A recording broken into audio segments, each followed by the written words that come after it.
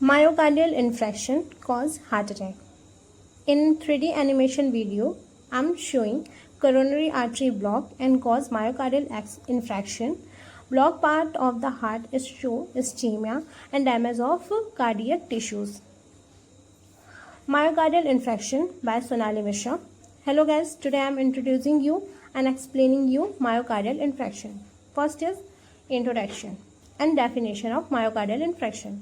Myocardial infarction, commonly called a heart attack, happens when blood flow to a part of a heart stop due to the blockage in the coronary artery. This cause damage or death of heart muscles. Myocardial infection को हम heart attack भी बोलते हैं.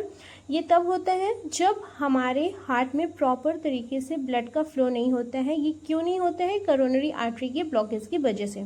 Coronary artery block क्यों होती है? Coronary artery block होती है एथेरोस्क्लेरोसिस एंड क्लॉट फैक्टर के डिपोजिशन की वजह से.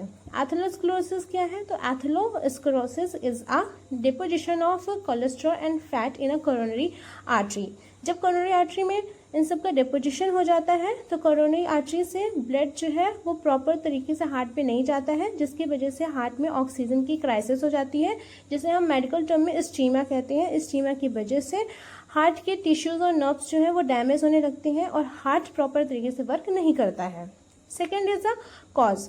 कॉज के टू मेन फैक्टर है जो बहुत ही इंपॉर्टेंट है, जो है एथेरोस्क्लेरोसिस एंड है ब्लड क्लॉट फॉर्मेशन. एथेरोस्क्लेरोसिस है फैट का डिपोजिशन हो जाना आर्टरीज पे, और ब्लड क्लॉट फॉर्मेशन में high concentration of clotting formation.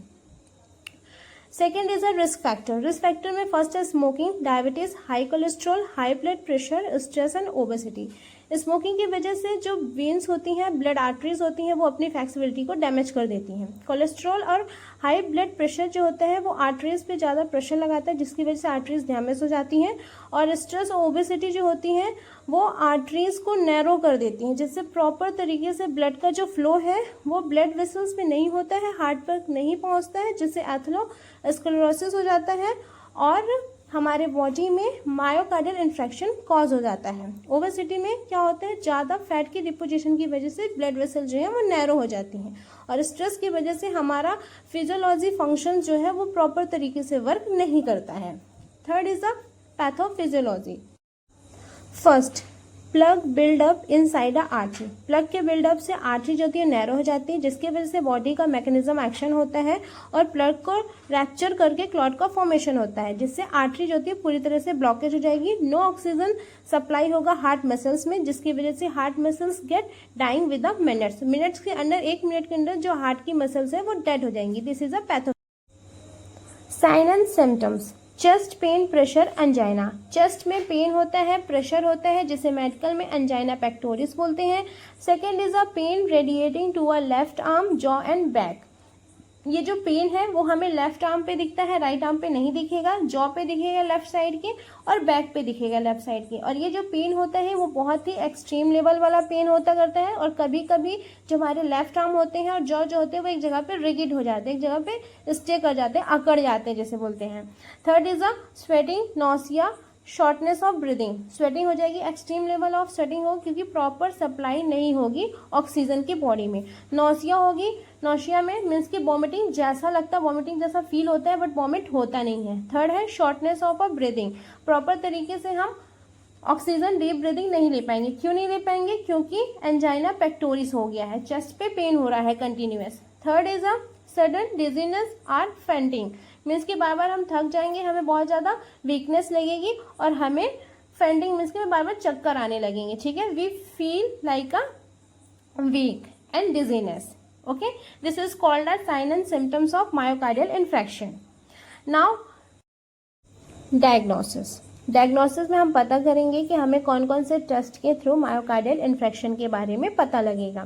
First is ECG. ECG को हम इलेक्ट्रोकार्डियोग्राम बोलते हैं. इलेक्ट्रोकार्डियोग्राम एक ग्राफ पेपर जैसा होता है, उसमें हम हार्ट के रिदम और रेट्स को देखते हैं कि किस तरह से हार्ट जो है वो प्रॉपर तरीके से वर्क कर रहा है, प्रॉपर तरीके से वो डिपोलराइज रिपोलराइज हो रहा है, हार्ट के अंदर की कंडीशन कैसे है। फिर हम ब्लड टेस्ट करेंगे, all type of blood test होगा, लेकिन इंपॉर्टेंट जो है वो ब्लड टेस्ट में हम देखेंगे ट्रोपोनिन देखेंगे, और ट्रोपोनिन के लिए हम प्रॉपर ब्लड टेस्ट कराएंगे। फिर हमारा फोर्थ है एंजियोग्राफी। एंजियोग्राफी जैसे कि नेम से दिख रहा है कि हम हार्ट के अंदर की इमेज देखेंगे कि हार्ट के किस पार्ट पे ब्लॉकेज है, कितना हार्ट डैमेज हो गया है, ये सब चीज़ें देखने के लिए हम हार्ट का एंजियोग्राफी कराएंगे। ठीक है, ब्लड टेस्ट में all type of blood test होगा, सीबीसी होगा, एलएफटी होगा, एवरीथिंग होगा, लेकिन ट्रोपोनिन में हम ये देखेंगे कि ट्रोपोनिन का कितना लेवल ब्लड पे इंक्रीज है, कितना लेवल डिक्रीज है, क्या चीज़ है ब्लड में ट्रोपोनिन कैसे मेंटेन होके रखा है। ECG, blood test and angiography is a main diagnosis test, but इनके अलावा हम हार्ट में चेस्ट एक्सरे भी करा देते हैं हार्ट की पोजीशन वगैरह को देखने के लिए कि मायोकार्डियल इन्फेक्शन की वजह से हार्ट की पोजीशन जो है वो डिसलोकेट ना हो गई हो। फिर हमारा है ट्रीटमेंट। ट्रीटमेंट में पहला आता है हमारा इमरजेंसी ट्रीटमेंट। अगर कोई भी पेशेंट मायोकार्डियल इन्फेक्शन से सफ़र कर रहा है, वो हॉस्पिटल पे आता है, तो फर्स्ट ऑफ ऑल हम एडमिनिस्टर करेंगे एस्पिरिन। एस्पिरिन जो होता है वो क्लॉट को डायलेट कर देता है। And second is oxygen. Oxygen देंगे क्योंकि शॉर्टनेस ऑफ ब्रीदिंग होती है मायोकार्डियल इन्फेक्शन में। थर्ड होता है हम नाइट्रोग्लिसरीन देंगे। नाइट्रोग्लिसरीन जो होता है वो वैसो डायलेशन का काम करता है और वेसल्स के अंदर ब्लड को डायलेट कर देता है। फिर हॉस्पिटल में हम पेशेंट्स को थ्रोम्बोलाइटिक थेरेपीज देंगे जो रिड्यूस करता है थ्रोम्बो मीन्स कि हमारे अंदर क्लॉटिंग फॉर्मेशन को। एंजियोप्लास्टी कराएंगे, मतलब कि जैसे कि इमेज में दिख रहा है, मशीन डालेंगे और ब्लड वेसल्स के अंदर जो नरिंग पार्ट होता करता है उन्हें हम इन्फ्लेंट करेंगे।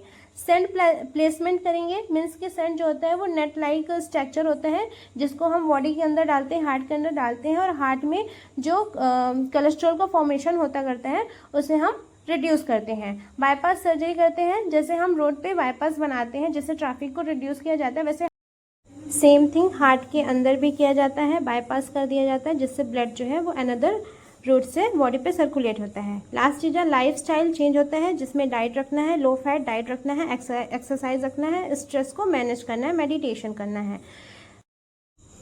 कॉम्प्लिकेशन मतलब कि क्या दिक्कत होती है अगर हम प्रॉपर तरीके से मायोकार्डियल इन्फेक्शन का ट्रीटमेंट नहीं करते हैं, प्रॉपर मेडिटेशन नहीं लेते हैं। First is arrhythmias. Arrhythmias means होता है इरेगुलर हार्ट बीट। ठीक है, हार्ट बीट इरेगुलर क्यों हो जाती है? क्योंकि हार्ट में प्रॉपर तरीके से ब्लड सर्कुलेट नहीं होता है, ऑक्सीजन की सप्लाई नहीं होती है, ब्लड प्रॉपर तरीके से पंप नहीं कर पा रहा है, ब्लड में फ्रिक्शन होने लगता है, हार्ट के अंदर फ्रिक्शन होगा जिसकी वजह से इरेगुलर हार्ट बीट हो जाएगी। ठीक है, second is a heart failure. जब हार्ट में प्रॉपर ब्लड का सर्कुलेशन नहीं होगा, इस्टीमिया होगा, कार्डियक टिश्यू डैमेज होंगे, तो हार्ट जो है वो फेल हो जाएगा।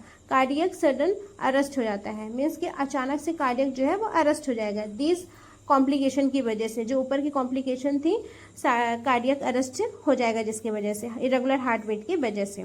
और डेथ भी इसीलिए हो जाती है क्योंकि हार्ट का प्रॉपर तरीके से वर्क नहीं होता है, अर्दमियस हो जाता है, इरेगुलर हार्ट बीट हो जाती करती है, और हार्ट टिश्यूज जो है वो डैमेज हो जाते करते हैं, इस्टीमिया हो जाता, लैक ऑफ द ऑक्सीजन हो जाता करता है, कार्डियक इन्फेक्शन हो जाता है, कार्डियक में इन्फ्लामेशन हो जाता है। Now prevention.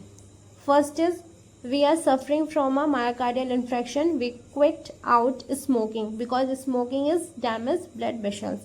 हमें डेली एक्सरसाइज करना है, ठीक है, eating healthy low fat and more vegetable and fruits. हमें अपनी हेल्दी डाइट में लो फैट रखना है, मोर वेजिटेबल्स को ऐड करना है, फ्रूट्स को ऐड करना है, अपना प्रॉपर तरीके से डेली रूटीन चेकअप कराना है, ठीक है, और रेगुलर एक्सरसाइज करना है, हमें मेडिटेशन करना है, मीन्स कि हमें स्ट्रेस भी नहीं होना चाहिए। स्ट्रेस की वजह से हमारे अंदर के बॉडी के जो फिजियोलॉजी फंक्शन होते हैं वो डैमेज हो जाते हैं। जब फिजियोलॉजी फंक्शन डैमेज हो जाता है तो हमारी जो बॉडी होती है वो प्रॉपर तरीके से अंदर के फंक्शन को नहीं करती है, ठीक है, जिसकी वजह से हमारा कार्डियक आउटपुट जो है वो डिक्रीज़ हो जाता है, हमारा ब्रीदिंग रेट डिक्रीज़ हो जाता है, हमारा वाइटल डिक्रीज़ हो जाते करते हैं। इन सब चीज़ों के डिक्रीज़ होने की वजह से ये सब चीज़ें न केवल मायोकार्डियल इन्फेक्शन को इम्पैक्ट करती हैं but all over the body function को इम्पैक्ट करती है, ठीक है, हमारे अंदर एक नेगेटिव इम्पैक्ट पड़ जाता है, बॉडी प्रॉपर फंक्शनिंग करना बंद कर देती है, एक जगह पर रिगिड हो जाती है।